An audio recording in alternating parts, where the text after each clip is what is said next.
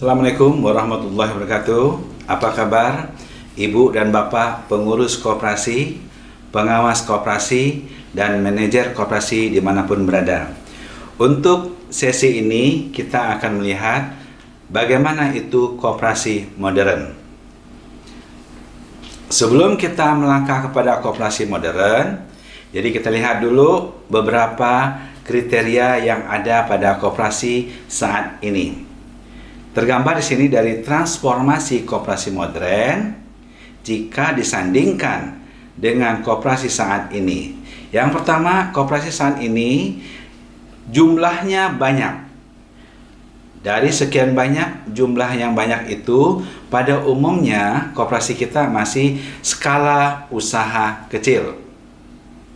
Kita mengenal ada koperasi produsen, ada koperasi jasa, ada koperasi pemasaran, ada koperasi simpan pinjam, dan ada koperasi konsumen. Dari 5 koperasi yang kita lihat itu, yang paling banyak untuk Indonesia yaitu di koperasi konsumen. Dari sekian banyak itu, hanya 58% koperasi konsumen, dan itu juga pada skala usaha kecil. Yang kedua, jika kita lihat jumlahnya, yaitu rasio penduduk dewasa untuk menjadi anggota koperasi di Indonesia masih relatif cukup kecil. Jika kita lihat persentasenya, yaitu berkisar antara 8,45%. Koperasi saat ini untuk yang kedua yaitu berdiri sendiri. Jika kita lihat di sini, tidak sebagai suatu rantai yang saling dukung. Nah, seharusnya koperasi itu saling mendukung satu dengan yang lain. Yang kedua yaitu bagaimana beranggapan koperasi itu masih terpinggirkan atau termarginalisasi. Terutama sekali Ibu dan Bapak, koperasi yang bergerak di bidang KSP. Nah, di sini jika kita lihat KSP untuk kedepannya harus merubah mindset. Bukan hanya di koperasi simpan pinjam saja, tetapi KSP juga bisa melihat peluang. Kita rubah mindsetnya menjadi mindset untuk berusaha lebih luas lagi. Yang ketiga, jika kita lihat koperasi saat ini, yaitu nilai tambah. Jika dilihat nilai tambah di sini, yaitu cenderung koperasi saat ini itu kerjaannya rutin dan kurang inovasi.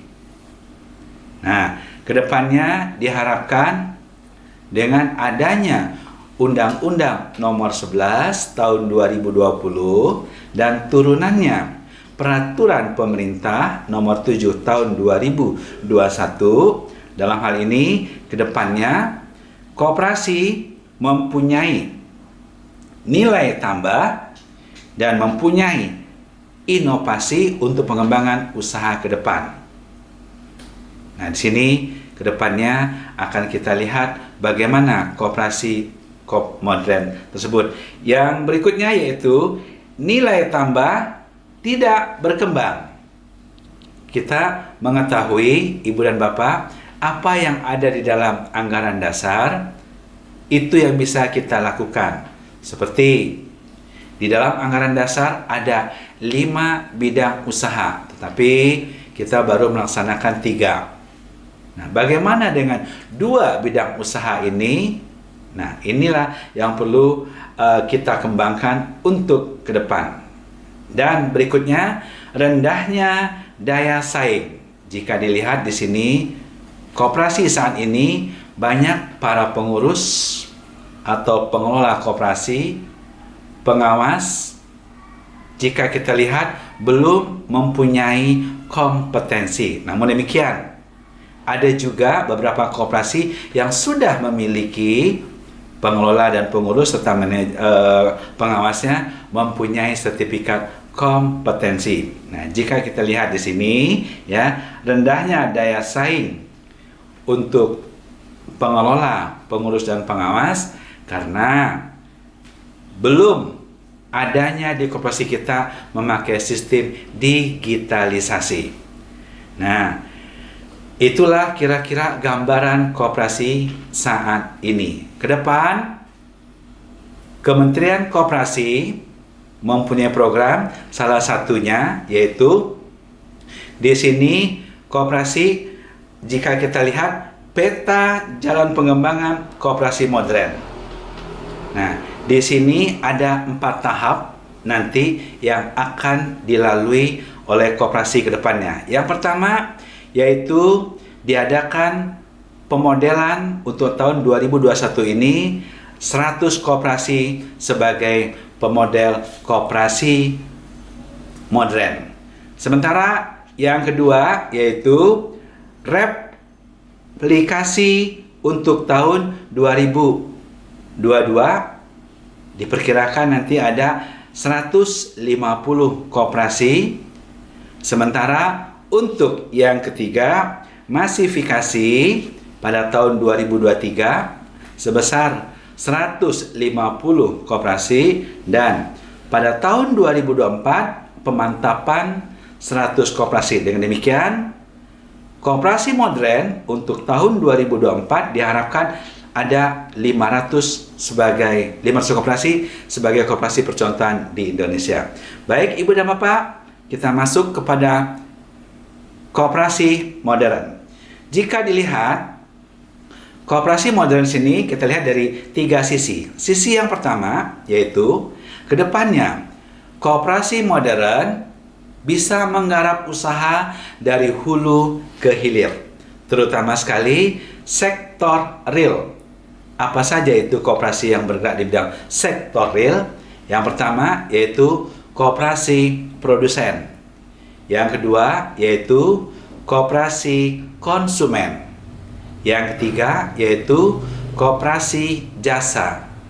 Yang keempat yaitu koperasi pemasaran. Nah, koperasi sektor real ini kedepannya integrasi usaha dari hulu ke hilir dengan pelibatan sistem kemitraan. Bagaimana koperasi itu bermitra dengan pihak ketiga sehingga mereka bisa menggarap usaha yang cukup besar untuk pengadaan. Kedepannya koperasi sektor real ini bisa menggarap usaha berkisar yaitu maksimal sampai dengan 15 miliar.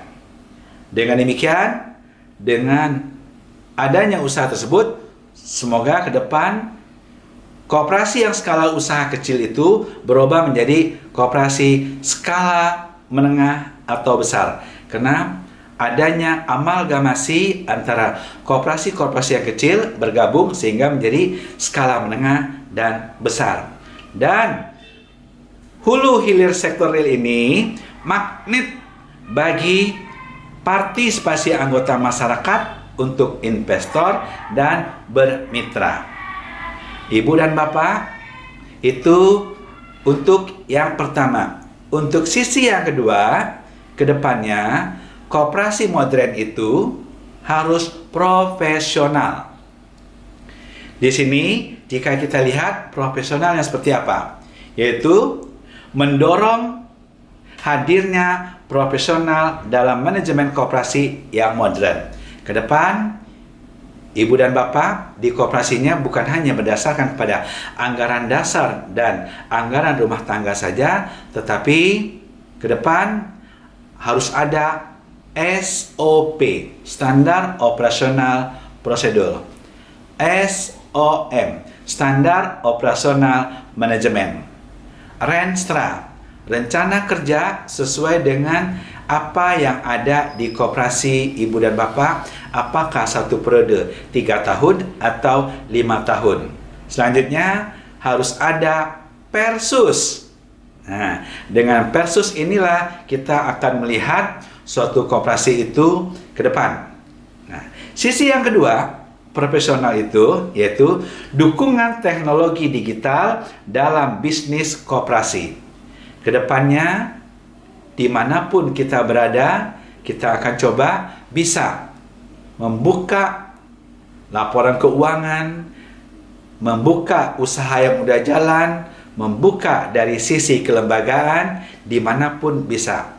Nah, ke depan dukungan teknologi ini dalam bisnis koperasi cukup penting sekali.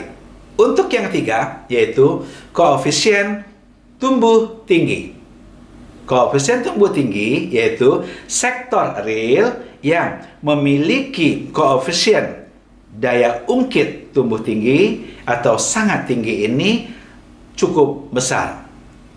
Ya, makanya tadi dari 4 peta pengembangan koperasi, kedepannya sebagai percontohan, tahun 2024 kita ada 500 koperasi modern untuk koefisien tumbuh tinggi ini. Berikutnya yaitu prioritas koperasi di sektor pangan. Kedepannya koperasi sektor real bisa menggarap sektor pangan, pariwisata, kalau simpan pinjam sudah jelas. Nah, namun demikian kita akan merekrut calon-calon dari milenial dengan sistem digital sehingga mereka tidak harus datang ke koperasi untuk menjadi koperasi dan mereka bisa kita garap. Dan di sisi lain juga multi pihak dan koperasi sekunder akan lebih besar pelibatan ke depan. Dan yang terakhir dari koefisien tumbuh tinggi ini merupakan komoditas unggulan daerah ekspor atau substitusi impor. Nah, kita ambil contoh salah satu provinsi yang ada di Indonesia yaitu Provinsi Kepulauan Bangka Belitung. Mereka sudah mengekspor. Jadi bukan hanya TBS atau tandan buah segar saja yang diambil dari sawit, mereka juga sudah membuat lidi sawit, lidi nipah, dan lada udah ekspor. Insya Allah pada tahun 2020 kemarin Kepulauan Bangka Belitung sudah mengekspor lidi sawit, lidi nipah, dan lada ke beberapa negara, diantaranya Nepal dan India, yang langsung dibuka oleh Bapak Menteri Koperasi Bapak Teten Mas Duki. Dan berikutnya yaitu Ibu dan Bapak, apa-apa saja kriteria koperasi untuk menuju koperasi modern? Di sini kita lihat dari 3 pilar. Pilar yang pertama yang akan kita lihat yaitu pilar kelembagaan. Pilar yang kedua yang akan kita lihat yaitu pilar usaha. Sementara pilar yang ketiga yaitu pilar keuangan. Baik Ibu dan Bapak, pengurus, pengelola, dan manajer koperasi, kita lihat pilar yang pertama. Kedepannya, untuk buku daftar anggota berbasis elektronik. Saya yakin dan percaya Ibu dan Bapak sudah mengenal dan sudah tahu dengan buku 16. Dari buku 16 tersebut, salah satunya yaitu buku daftar anggota. Kedepannya, buku daftar anggota bisa berbasis elektronik. Yang berikutnya yaitu manajemen yang profesional. Ya, sekarang BNSP sudah membuka untuk pengelola, untuk pengurus, untuk pengawas, untuk juru buku mengikuti pelatihan uji kompetensi sekaligus. Mudah-mudahan Ibu dan Bapak bisa mengikuti ini karena kedepannya manajemen yang akan kita hadapi yaitu manajemen yang profesional. Ibu dan Bapak sebagai seorang pengurus harus bisa membuat RK dan RKA, harus bisa membuat SOP, SOM, Persus, dan lain sebagainya. Yang ketiga yaitu kedepannya kita akan coba untuk merekrut anggota secara digital, khususnya yaitu kita akan merekrut anggota yang milenial. Selanjutnya RAT online. Jika kita lihat Peraturan Menteri Koperasi dan UKM nomor 19 tahun 2015, di mana apabila keadaan tidak memungkinkan, maka pengurus bisa melaksanakan rapat anggota tahunan melalui online. Namun demikian, dengan adanya Undang-Undang Nomor 11 Tahun 2020 mengenai Cipta Kerja dan turunannya, yaitu Peraturan Pemerintah Nomor 7 Tahun 2021, di mana salah satu isi dari peraturan pemerintah tersebut, rapat anggota tahunan ke depannya bisa dilaksanakan secara daring. Ingat, Ibu dan Bapak, Peraturan Menteri Koperasi Nomor 17 Tahun 2015, apabila Ibu dan Bapak tidak melaksanakan RAT 3 tahun berturut-turut, sadar atau tidak, Ibu dan Bapak berarti akan menutup koperasinya. Selanjutnya kita masuk kepada pilar yang kedua, yaitu pilar usaha. Jika kita lihat ke depan, orientasi usaha berbasis model bisnis. Nah, beruntunglah Ibu dan Bapak yang memiliki koperasi sektor real, karena ke depannya koperasi sektor real bisa menggarap usaha dari hulu ke hilir dengan sistem kemitraan terbuka dengan para pihak. Silakan bermitra koperasi sektor real kepada pihak-pihak ketiga untuk menggarap usaha, apakah itu di pemerintahan sampai dengan 15 miliar. Berikutnya yaitu koperasi modern. Kedepannya, koperasi Ibu dan Bapak harus memiliki website. Nah, jika kita lihat data dari ODS Desember 2019, jumlah koperasi yang ada di Indonesia yaitu 123.048 koperasi yang baru memiliki website, yaitu sangat kecil sekali, 0,73%, di mana dari jumlah koperasi yang 134.048 koperasi yang beranggotakan lebih kurang 22,5 juta, ini kecil sekali yang memiliki website. Selanjutnya yaitu kita lihat pelayanan anggota secara digital. Kedepannya kita akan coba merekrut anggota yang milenial. Nah, di sini terutama sekali untuk KSP, Koperasi Simpan Pinjam. Nah, bagaimana tadi sudah saya sampaikan, bagaimana merubah mindset yang biasanya hanya funding dan lending, menghimpun dana dari anggota dan disalurkan kepada anggota. Kedepannya bagaimana KSP ini bisa berbuat, ya, atau merubah mindsetnya menjadi mindset entrepreneurship, sehingga KSP bisa menggarap usaha sektor-sektor keuangan yang lain. Berikutnya yaitu inklusif terhadap perkembangan usaha anggota atau promosi ekonomi anggota.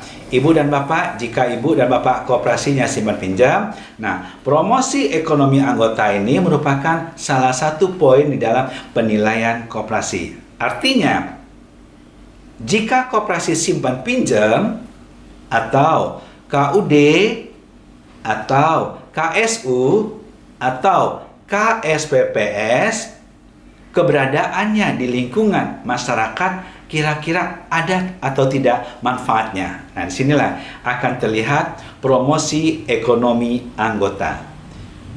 Ibu dan Bapak pengurus, pengelola, pengawas koperasi, kita masuk kepada pilar yang ketiga, di mana kedepannya standar akuntansi yang transparan dan akuntabel. Ingat, Ibu dan Bapak, kita sudah mempergunakan SAP ETAP, Standar Akuntansi Keuangan, entitas tanpa akuntabilitas publik, sehingga kelihatan sangat transparan apa-apa saja yang ada di neraca, apa-apa saja yang ada di perhitungan hasil usaha atau rugi laba. apa-apa saja yang ada di cash flow atau laporan arus kas. Dengan demikian, terlihatlah nanti posisi ekuitas dari koperasi tersebut. Dan akuntabel di sini yaitu dengan transparan ini memberikan kepercayaan, keyakinan untuk lebih maju lagi koperasi ke depan. Selanjutnya, dari sisi pilar yang ketiga yaitu penilaian kesehatan. Jika kita lihat, ini ditujukan kepada KSP dan USP. Dari 7 variabel yang ada dalam penilaian kesehatan, nanti akan mendapat nilai apakah koperasi ibu dan bapak sehat. Yang pertama itu. Yang kedua, koperasi ibu dan bapak yaitu cukup sehat. Yang ketiga, koperasi ibu dan bapak dalam pengawasan. Yang keempat, yaitu koperasi ibu dan bapak dalam pengawasan khusus. Ingat, ibu dan bapak, apabila koperasi ibu dan bapak nilainya dalam penilaian kesehatan yaitu dalam pengawasan khusus, maka koperasi ibu dan bapak untuk sementara tidak bisa dijalankan. Yang terakhir untuk pilar yang ketiga ini, laporan keuangan secara online. Nah, di sini kapanpun dimanapun anggota bisa melihat bagaimana kondisi keuangan dari koperasi ibu dan bapak. Ibu dan bapak sebagai pengurus, pengelola, dan pengawas koperasi dimanapun berada, kita masuk kepada indikator keberhasilan koperasi modern. Kita lihat dari 4 variabel. Variabel yang pertama yaitu bagaimana kalau koperasi modern itu ke depannya, yaitu peningkatan anggota. Ingat, ke depan kita akan lebih melihat dari sisi kualitas. Indikator koperasi itu bagus, salah satunya yaitu melaksanakan rapat anggota tahunan tepat pada waktunya. Dan alangkah baiknya koperasi tersebut setiap tahun ada peningkatan dari sisi anggota. Yang kedua, dari sisi peningkatan keanggotaan yaitu bertambahnya UMKM sebagai anggota koperasi yang sudah mampu untuk naik kelas. Nah, kedepannya kalau para UMKM yang sudah naik kelas, dulu usahanya belum punya merek, belum punya label, belum punya kemasan, belum punya PIRT, belum punya produk halal. Dengan adanya IUMK atau NIB, mereka udah bisa mengurus dokumen-dokumen tersebut sehingga mereka bisa kita sebut UKM-nya sudah naik kelas. Nah, kalau UKM biasanya itu mempergunakan kalau sisi meminjam untuk usaha yaitu ke KUR. Nah, kedepannya alangkah baiknya para UMKM ini minjemnya di koperasi. UMKM yang naik kelas inilah cikal bakal untuk anggota koperasi ke depan. Sementara dari sisi koperasi, dengan banyaknya atau bertambahnya anggota, maka koperasi bisa berkomunikasi dengan salah satu badan layanan dari Kementerian Koperasi yaitu namanya LPDB, Lembaga Pengelolaan Dana Bergulir. Nah, di sini jika kita lihat koperasi tersebut, bagaimana kinerja koperasi bisa kita ukur melalui pemeringkatan. Di sini kita ada melihat pemeringkatan ini ada 7 variabel yang akan kita lihat sehingga koperasi tersebut, pertama, apakah koperasi ibu dan bapak berkualitas? Kedua, apakah koperasi ibu dan bapak cukup berkualitas? Dan yang ketiga, apakah koperasi ibu dan bapak tidak berkualitas? Indikator yang kedua yaitu jika koperasi modern ini kita lihat dari sisi aset. Ya, di neraca kita bisa lihat aset kita bagi 3, yaitu aset lancar, aset tetap, dan aset lain-lain. Di sini bagaimana adanya peningkatan aset? Ya, jika dilihat sini bertambahnya aset berwujud tangible dan tidak berwujud intangible.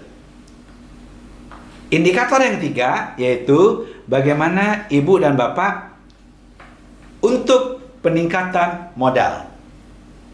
Banyak cara untuk meningkatkan jumlah modal di koperasi kita. Kita tahu modal di koperasi diantaranya yaitu simpanan pokok, simpanan wajib, mungkin ada hibah atau donasi, cadangan, mungkin ada juga SHU yang ditahan. Namun demikian, untuk modal kedepannya juga kita boleh mengadakan modal penyertaan. Indikator yang keempat atau variabel yang keempat yaitu transparan dan akuntabel. Di sini jika dilihat sistem akuntansi yang baik dan auditable secara periodik. Kami menyarankan alangkah baiknya dalam sistem akuntansi ini setiap bulan diadakan audit. Lebih baik kita mengadakan audit tahun berjalan. Apakah itu setiap bulan? Apakah itu triwulan? Apakah itu semester? Atau ibu dan bapak mengadakan audit akhir tahun?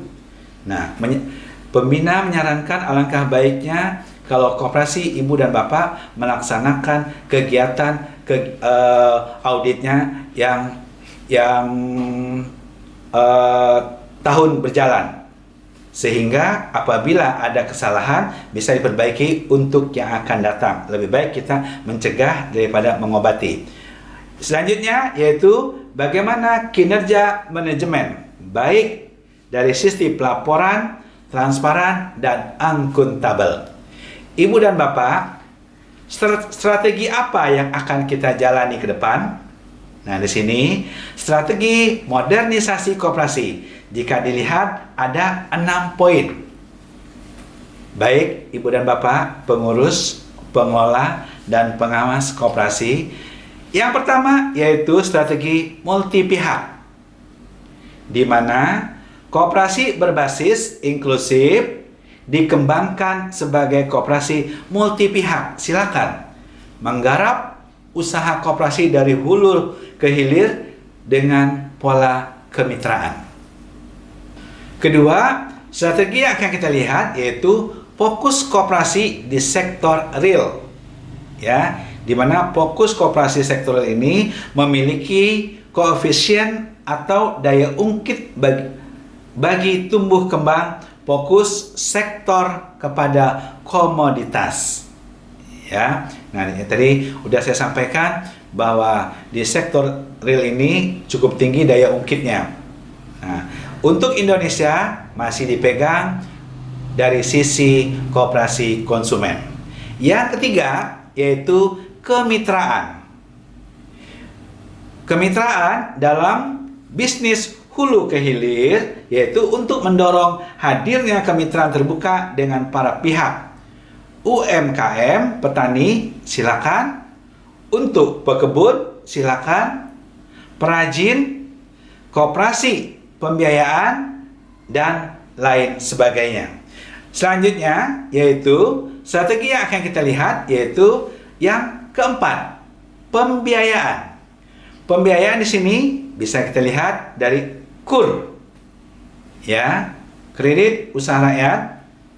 Di sini KUR, dan berikutnya dana bergulir yang telah kami sampaikan tadi, baik itu dari LPDB, ya, atau juga pembiayaan melalui modal penyertaan dan atau ada obligasi. Nah, di sini juga bisa diadakan sindikasi pembiayaan antar koperasi atau antara koperasi dengan lembaga keuangan lainnya. Berikutnya, strategi yang akan dijalani dalam koperasi, modernisasi koperasi. Yang kelima, amalgamasi. Di mana kalau secara vertikal, amalgamasi atau merger sesama koperasi yang sejenis menjadi koperasi bersama dan koperasi baru. Itu kalau kita lihat secara vertikal. Jika kita lihat secara horizontal, yaitu amalgamasi atau merger unit usaha koperasi sejenis. Nah, melalui pemisahan dan pemekaran. Yang terakhir dari strategi modernisasi koperasi ini yaitu yang keenam, digitalisasi. Ya, digital. Digitalisasi dalam bisnis, proses komunikasi meluaskan skala usaha dan efisiensi dan menghindarkan atau menghadirkan kemudahan, ketepatan, dan kecepatan. Ibu dan Bapak, dari 6 strategi ini, mudah-mudahan saya yakin dan percaya kepada Ibu dan Bapak ada yang sudah menjalankan dan mungkin juga akan menjalani. Bagaimana koperasi kita ke depan menjadi koperasi keren atau koperasi modern? Nah, kita sampai dengan posisi 2024, insya Allah ada lebih kurang 500 koperasi sebagai koperasi pemodelan atau koperasi modern masa yang akan datang. Baik, Ibu dan Bapak, demikian penyampaian materi mengenai materi koperasi modern. Dengan Ibu dan Bapak mengetahui materi ini, mudah-mudahan kedepannya koperasi modern tambah banyak dan koperasi keren. Terima kasih. Assalamualaikum warahmatullahi wabarakatuh.